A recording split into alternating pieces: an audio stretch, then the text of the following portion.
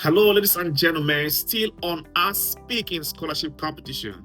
My name is Augustine. I remain your host in the Whitino Intellectual Discourse, the academic forum that hosts the intellectual discourses leading to the award of the Augustine Udefa Speaking Scholarship. In today's discourse, I have with me Samuel Chizaram Favour, studying environmental biology at the University of Port Harcourt, and Frank Toubolayefa, studying law at the University of Delta Agbo. So both speakers will be speaking on the topic, the east and inverse relationship between a number of prayer warriors in Africa and the continent's development. True or false? All right, ladies and gentlemen, without wasting much time, let us listen to Samuel Chizaram Favour, our first speaker, as he makes his presentation. Samuel, over to you. Thank you very much, my audience, for giving me the opportunity to speak on a subject matter that says that there is an inverse relationship between the number of prayer warriors in Africa and the continent development. Okay, let's take for instance now the country US, Dubai, Japan, Singapore. These are different countries with their diversity, and they do not feature on being a Christian. They are Muslim countries, but they are not a Christian country. So telling me that prayer is a key factor in determining a country's development is practically false, because these developed countries are not a Christian country. So it is not about Christian or Muslim affair. It is an individual affair. Christianity is not a confession. It is an individual that is well equipped with the core value to project and define humanity out there. Let me tell you one more factor. Survival.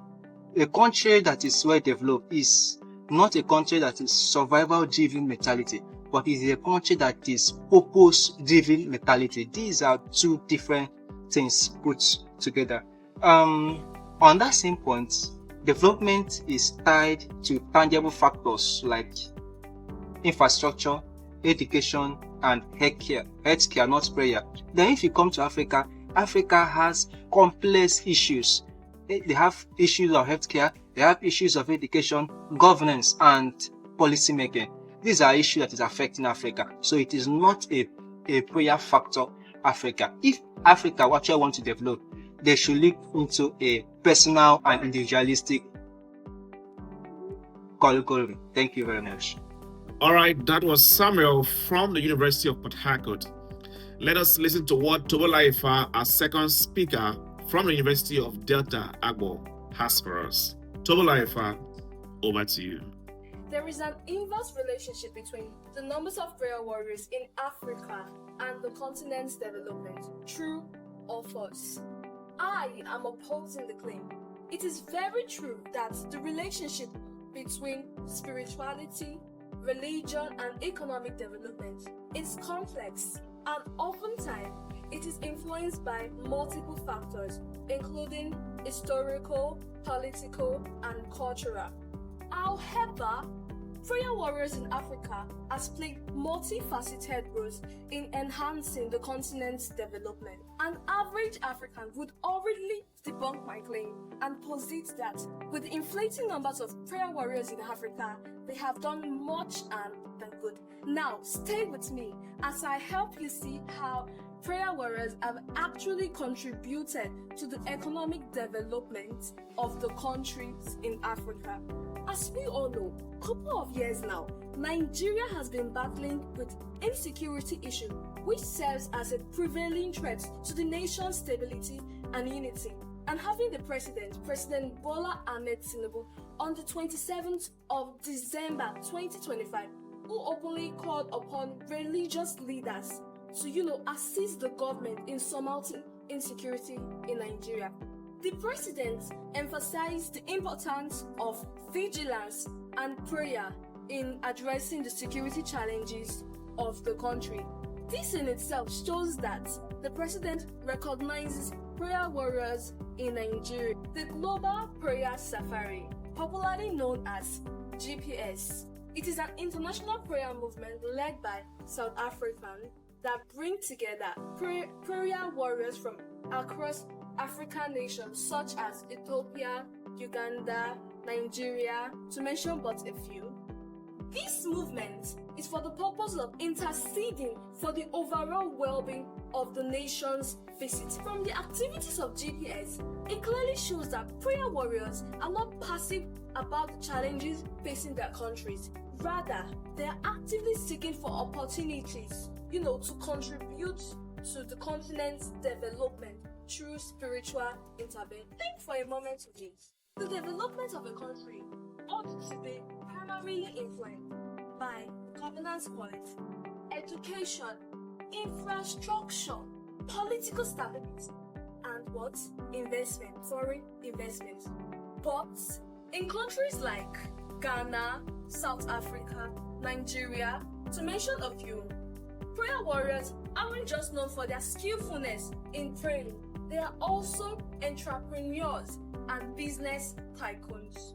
They use their religious influences to set up conferences, workshops, empowerment schemes, and they also offer humanitarian services.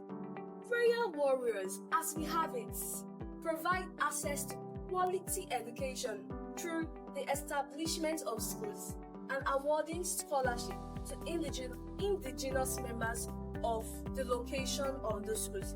And you know them, right? Don't you? They also provide access to free health services and free medical care. They also create opportunities for locals and support small business owners through empowerment scheme, skill acquisition, and grants. With these mentioned, you will agree with me that this is the duty of the government to the people, right? However, the act of supporting the government in improving the quality of lives of the citizen in itself is a way of contributing to the development of the nation and the continent at large. Over-reliance in miracle intervention can lead to disequilibrium, if not balance, with economic and political developments. In conclusion, the relationship between prayer warriors and development in Africa is complex and it cannot be simply reduced to an inverse correlation. Thank you. That was Toubolayefa from the University of Delta, Agbo. What are your thoughts on their presentations? You've listened to both speakers. Let us know who you want to win this competition. Do you want Samuel to win the competition, or do you want Toubolayefa to win the competition? Let us know in the comments section. Also, let us know your reason for supporting a particular speaker. And the winner of this competition will be announced after the voting period. Bye for now. I'll see you in my next video.